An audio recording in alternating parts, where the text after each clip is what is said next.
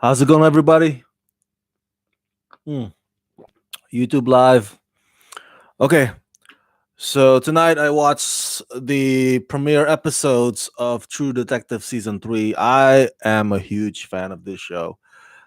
Man, it took like what, 4 years since Season 2 for writer creator Nick uh, to come up with the third installment.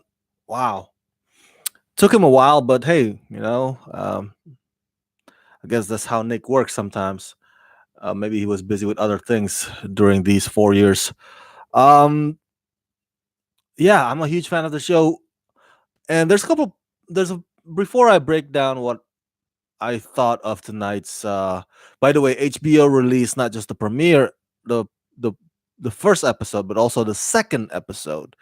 Let me give you the titles of these. The titles are pretty long. And of course, this new season stars Oscar winner Mahershala Ali. So, episode one, the title was "The Great War and Modern Memory," and episode two is titled "Kiss Tomorrow Goodbye." Um, so yeah, before I share with you my thoughts or my review of those two episodes, the reason why I love True Detective is because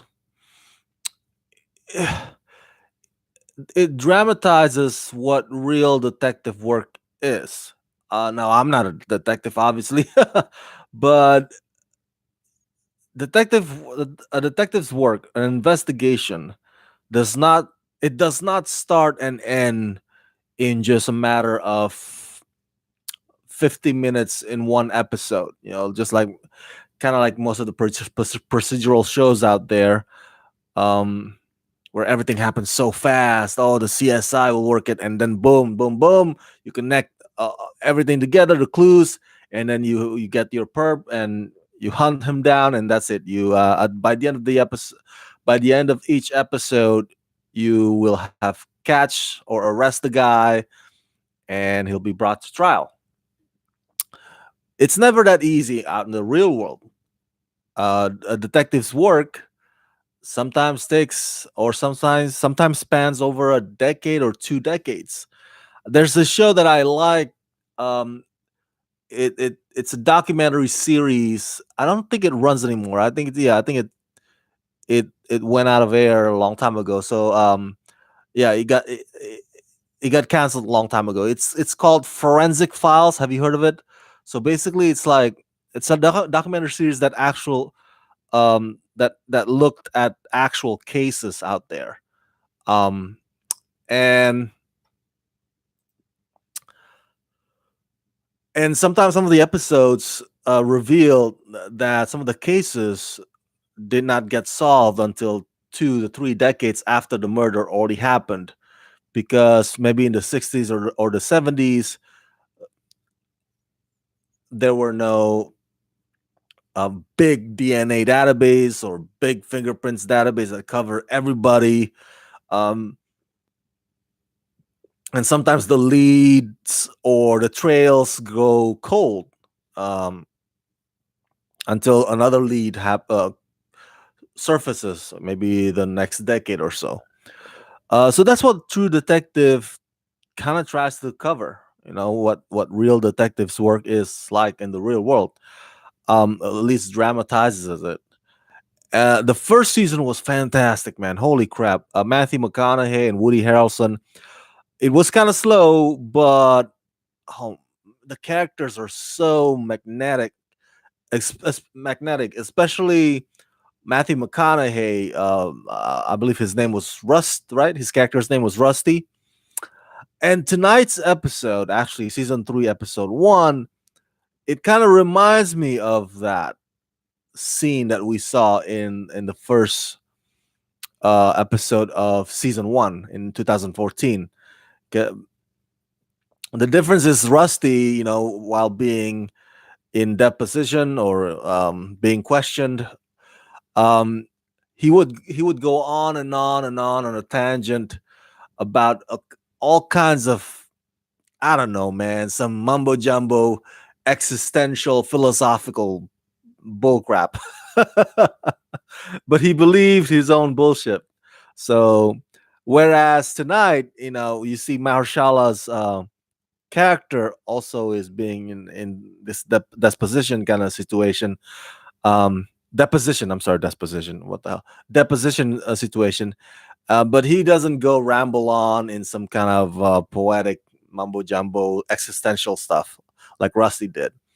Um, he just answers the question straight up, and sometimes he would push back if he feels defensive about it. And so yeah, there's some in just there's some things about season 3 and season 1 that they kind of share in common, but not necessarily exactly the same. Um, season 3, by the way, again, season 1 was fantastic, but season 1 took its sweet time before it presents the story. Um, or when it does present the story, the murder and the murder mystery kicks off, it takes its sweet time for the murder to even, like, I don't know, get or the clues get even warmer. For that to happen, it takes its sweet time. The show really breathes in season 1. um Season 2, I did not hate it. A lot of people hated season 2. I wasn't too crazy about it, but I didn't completely hate it, but I understood why people hated it, because I think, if I'm not mistaken, my memory is kind of shoddy. That this season 2 was 2015, 4 years ago. But um, there's no there's no murder mystery, kind of, that there is, but it's not as it doesn't hook you as much as season 1. And in season 2, it also suffers from too many characters, man. And instead of it being about the mystery or the investigation, it's kind of mostly about gangster or mafia power struggle. Um, and a bunch of characters that are just deadbeat. Colin Farrell plays deadbeat dad, and Taylor Kish plays a deadbeat boyfriend. It's just like, and Rachel McAdams plays a character that the other characters don't like, or at least her peers. And Vince Vaughn is obviously, he's like, one of the bad guys already. So it's like, there's no mystery of what, part of, like, investigating, the who done it. There's no part of the who done it thing in season 2. At least it's not as strong as season 1. But I still, I did not hate it. Like I said, there's a shootout scene, a big shootout in season 2, that was just, to me, it was well done. It was very well done. Shootout out in the broad daylight. Those of you who've seen it, you'll know what I'm talking about. All right, so in season 3 tonight, the first 2 episodes. Let's talk about the first episode. With episode recaps, I will be spilling spoilers, so heads up, spoiler alert, spoiler alert. So season 3 is set in Arkansas. Just to give you a nutshell about the pilot, or I mean the plot or the log line. It's set in Arkansas, and the detectives in charge are Wayne Hayes, played by Mahershala Ali, and Roland. I think his last name is Smith. I may be wrong, but his first name is Roland. That's his partner, played by Stephen Dorff. You know him, right? Stephen Dorff, the guy who plays um, Deacon, the bad guy in Blade movie. But anyway, so uh, the case is, it starts out with a missing person case, missing kids case.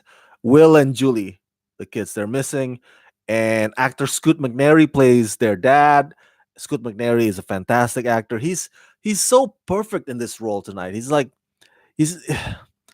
guess you could use deadbeat as a description of him, but he's mostly a guy who just he's he's so anxious, and Scoot McNairy.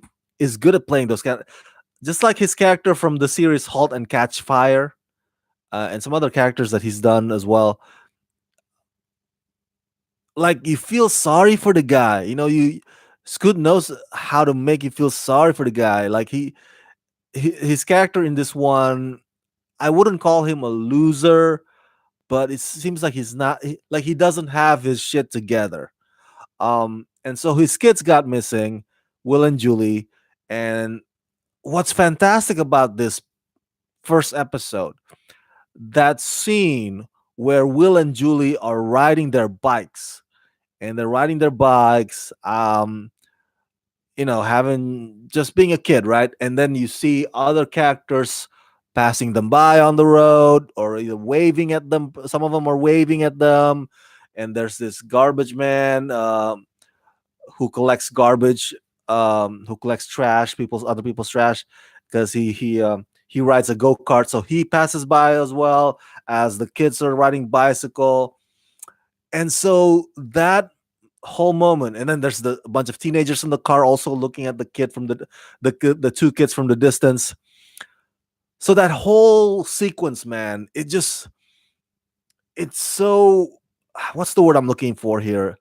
It's so heart-wrenching, because in the back of your head, you know something bad is going to happen to those kids. um and as they ride their bike, they pass by all these characters, right? The people waving, the teenagers, the garbage man. So throughout the whole sequence, you wonder, like, oh my god, could any of these people, they could potential they could be potential suspects, you know uh if anything were to happen to these kids. um and he just like, oh man, it's coming. Like I'm not a parent, but I feel like I can imagine the devastation that a parent feels when their kids are missing. And so that's that whole sequence, man, just makes you feel so concerned and worried for them. And that, I think, is well done. It was well directed. um so yeah, they got missing, and Wayne Hayes and Roland were assigned to the case. And here's what's fascinating about this, and this is what I love about True Detective, is that it spans, as I mentioned earlier, it spans over different time periods. In this one, there are three time periods: the 1980, when uh, the case happened, and then I think it's gonna be also, I want to say, in the mid 90s toward 2000. That's the second time. That's the second time period. The third time period is 2015, and you see Wayne Hayes in his old age, gray hair, talking to a reporter in front of talking to a reporter in an interview, in a TV interview, in what seems to be some kind of 2020 or Dateline kind of show, to because apparently this case has become very famous and notorious. And so those are the three timelines, the three time periods, if you will. Um, it's so fascinating to see it go back and forth. By the way, the one who plays Wayne Hayes' son, Wayne Hayes' grown-up son, Henry Hayes, is Ray Fisher. Ray Fisher, of course, as you know, is the actor who plays Cyborg in Justice League movie. Just a fun fact there. Okay, so I love how the murder mystery in this season 3 is so chilling. It is written in a way that makes you question it. It's like I'm watching it and I'm like, this doesn't feel right. This doesn't seem right. I know I'm not a detective or investigator or PI, but something's not right. Something doesn't add up here. Like, and it gets compounded even more by the fact that um, Wayne Hayes, in this series, has been accused of being forgetful, or that's he occasionally has memory loss. So as he retells his story back in the 80s in this deposition, and as he retells the story also in the TV interview, because of his condition, of his memory loss condition, or his, like, his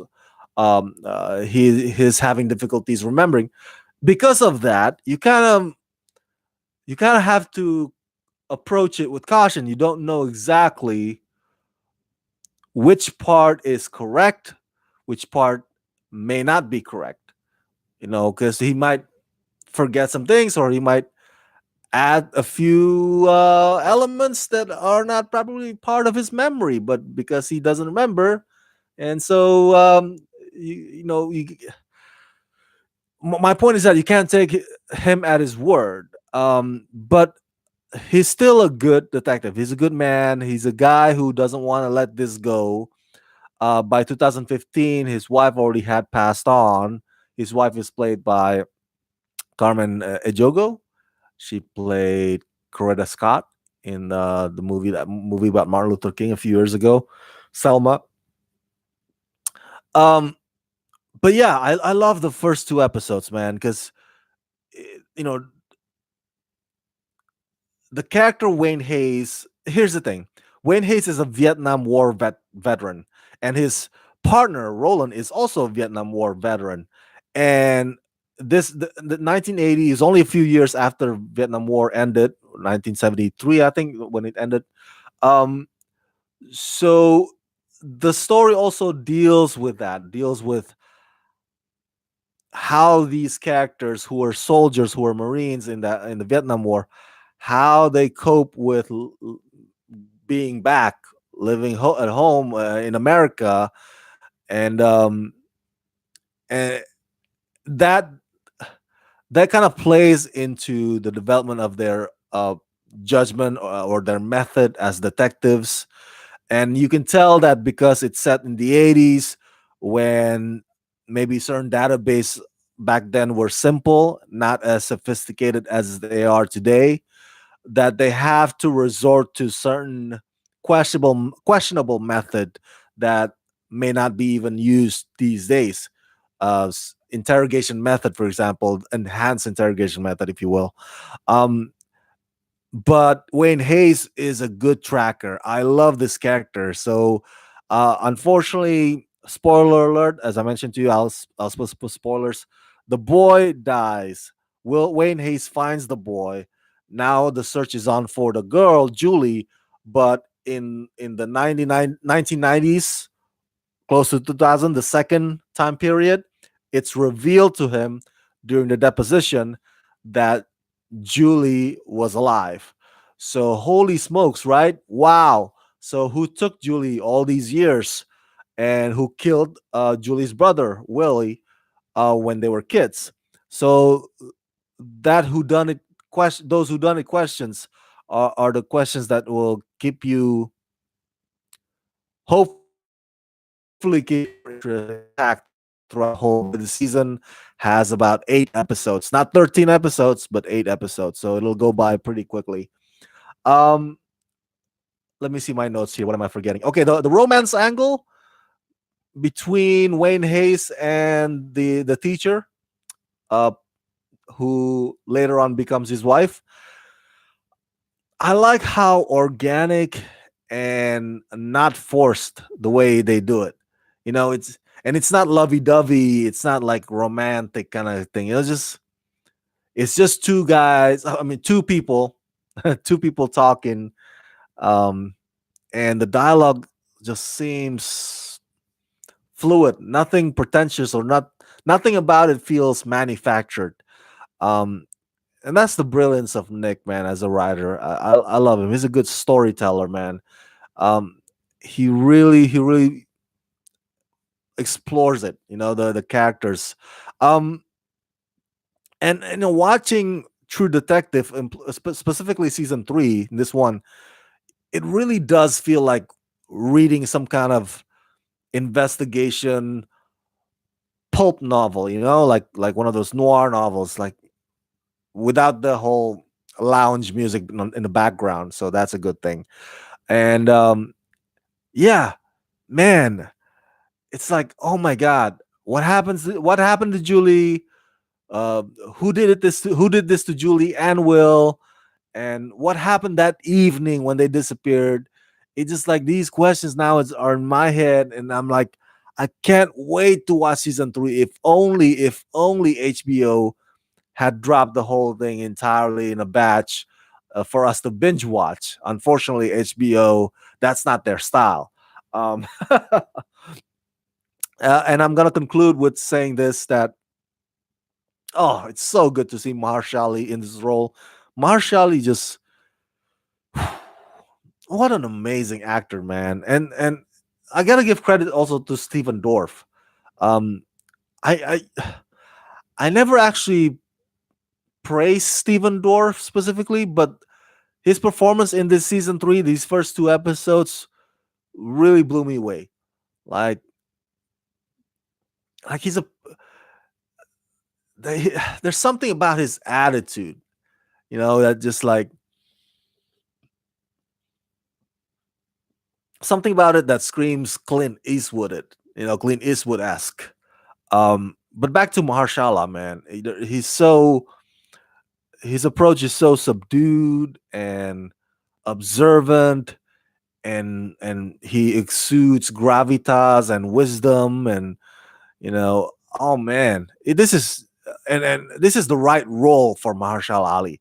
And I gotta give credit also to the makeup department, because the time period in 2015 when he looks old, my god, man, he looks old, like he becomes old.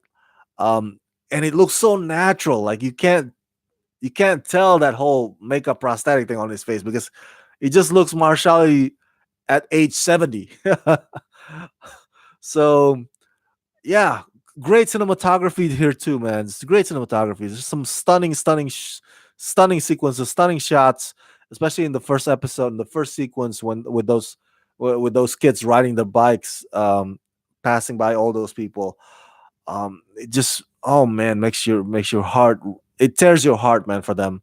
So great production design. I love the opening title. Oh, so much about this season 3.